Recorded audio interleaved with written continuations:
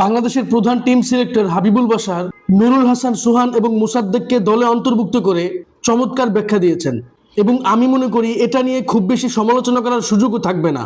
আসন্ন অস্ট্রেলিয়া সিরিজকে সামনে রেখে প্রথম 2 ওডিআইয়ের জন্য বাংলাদেশ দল ঘোষণা করা হয়েছে। সর্বশেষ নিউজিল্যান্ড সিরিজ থেকে আফিফ হোসেন ধ্রুব এবং মাহিদুল ইসলাম অঙ্কনকে বাদ দেওয়া হয়েছে।